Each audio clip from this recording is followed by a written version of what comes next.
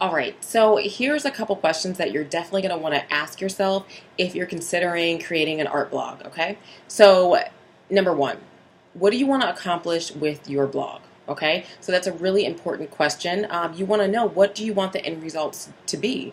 What are you trying to get out of the blog? Do you want to sell paintings online? Do you want to sell your jewelry online?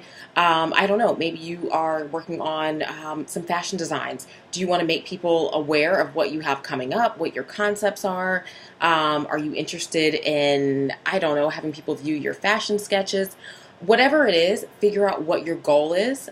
Do you want to use your blog more of as like an instructional type of space where you're teaching people painting techniques, or maybe you're teaching them some of the latest, techniques in fabric dyeing? Who knows, right? Website making, logo design. Who knows, right? What do you want your blog to do?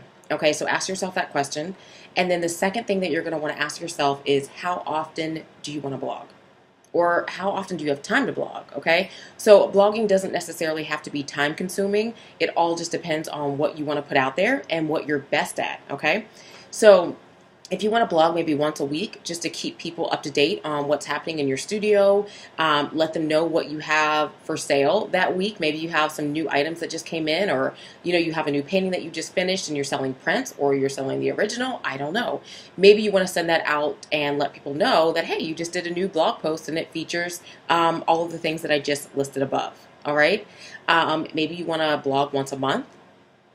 That's a little bit long of a stretch, but maybe that's what you have time for, because maybe there's other components of your site, such as a purchase page, or a place where you are throwing out questions to create engagement, and maybe you just add a blog entry once a month, again, to let people know what your schedule is going to look like and how they can kind of further engage with you on the ground.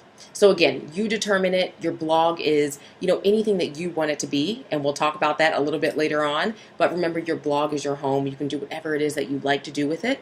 But before you even start, figure out, what do you want the outcome to be. That's the most important part, okay? Figure out the outcome and figure out how long or how much time you have to dedicate to blogging.